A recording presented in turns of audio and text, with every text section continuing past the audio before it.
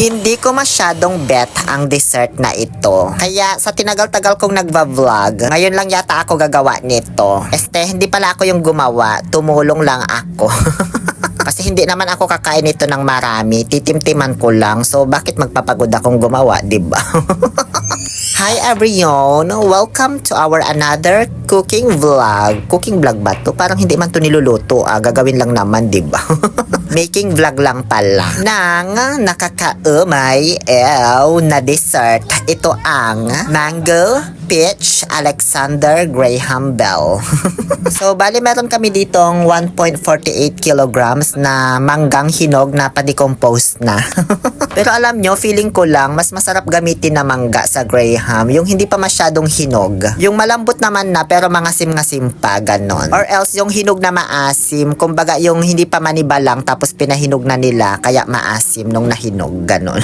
Kumbaga, abuyo na mangga yung tawag sa amin sa Pangasinan. Tingin ko lang naman kasi para mabalance yung lasa kapag maasim yung ilalagay mo na mangga, diba? Ang bilis ko kasi talaga maumay pag sa Graham. Iba yung tamis niya sa panlasa ko, para akong nahihilo ganon. Kaya hindi ko talaga masyadong bet kumain ng Graham. So bali ako na nag-volunteer dyan na maghiwa nitong mga mangga, habang binuksan naman na ng kapatid ko yung kanyang peach slices na nakalata. Kinaryaos ko yung mga biniyak na mangga na wala ng kanot gamit ang baso para mas madali daw matanggal yung balat. Mas madali pero parang mas nahirapan ako. Pagkatapos ay hiniwa-hiwa ko na nang naaayon sa gusto ko, hindi sa gusto mo. Ganon din yung ginawa ko sa mga peach slices. Ini-slice ko ulit kahit na-slice na. Parang makapal man kasi yung pagkaka-slice. Baka bulky tignan kapag nilagay na sa Graham, diba? Kaya ini-slice ko pa ng mas manipis. So okay na tayo dyan sa mga toppings, Sobrang dali lang naman gumawa ng Graham, kahit di ko na to i-vlog. Nasayangan lang kasi ako dito sa mga nakuha kong video. Kasi dapat kasama to doon sa New Year's vlog natin. Kaso sobrang haba na yun, kaya sineparate ko na lang. Tapos na tayo sa toppings, diba? Kaya ngayon, iprepare naman na natin ang filling. Dalawang klase lang pala gagamitin namin. All-purpose cream and condensed milk.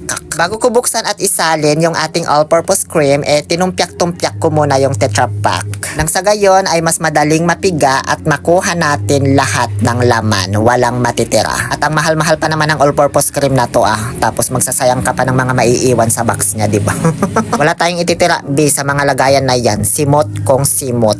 Dalawang all-purpose cream muna ang nilagay ko dito sa bowl. Tsaka ko pinugsit-pugsitan ng kaunting condensed milk. Tansya lang. Tapos hindi ko talaga dinamihan kasi ayoko ng masyadong matamis na Graham. And then, iwi-whisk natin ito. Whisk ba yung tawag sa ganitong proseso?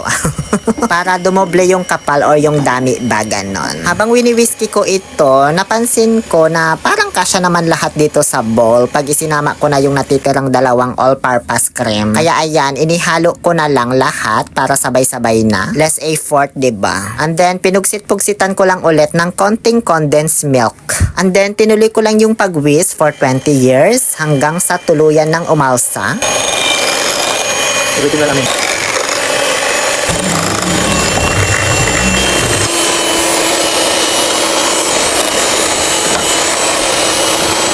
Parang ganyan, diba? Mas dumami yung feeling natin. Ngayon, sisimulan na nating gumawa ng Alexander Graham Bell. So sa simula, itatatsaw-tatsaw muna yung mga Graham crackers sa evaporated milk. Para daw hindi masyadong dry yung crackers natin. Alam nyo, late ko na napanood yung minumold nila yung crackers na para maging ka-shape nung lagayan. Gamit ang ngipin para saktong-sakto talaga. Yung bang kinakagat-kagat nila yung edges para maging curve. Ay, Diyos ko, sinasabi ko sa inyo, gagawin ko din talaga yun dito kung nauna ko lang napanood yun. Kaso wala, late ko na napanood. Kaya ayan, gunting na lang yung ginamit namin. At ang hirap guntingin yung crackers na yan, nababasag-basag. Kaya effective talaga nung kagatin na lang gamit ang ngipin kung sino man nakaisip no. So ayun, pinagpatong-patong lang namin yung mga sangkap, Una yung crackers sa ilalim na tinasaw-tasaw sa evaporated milk. And then yung filling, tinaktak ko lang para masuntok at masiksik sa loob. At hindi magkaroon ng hangin kasi para ka lang nitong nagtatiles, gano'n. And then yung peach and mango magkahalo na yan. Bahala na kayo kung paanong posisyon ang paglagay. And then, patungan ulit ng crackers. Ganun lang, hanggang sa umabot ka sa ibabaw. Ulit-ulit lang yan. Ewan ko ba ba't kailangan ko pang i-explain eh. Lahat naman tayo gumagawa ng Graham. Nakatapos na pala ako ng isang tub. Inisprinklean ko lang ng dinurog-dorog na Graham crackers sa ibabaw.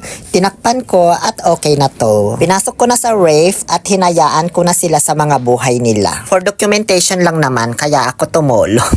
Yung kapatid ko na pala gumawa nung malaki dyan na pang display. At habang gumagawa siya ng Graham, mayroong isang bata sa gilid na parang gustong-gusto na rin niyang gumawa ng sarili niyang Graham. So ayun, pinagbigyan na lang namin siyang gumawa gamit ang sarili niyang opinion. Yun lang, tapos na. Muli ito po ang inyong Bagel Pill Oliver Castro na nagsasabing yes to toxicity, let's make people sad. I'm done with mine. Look, I'm the fastest. Fastest? For my Alexander Graham Bell. I'm the fastest Graham maker.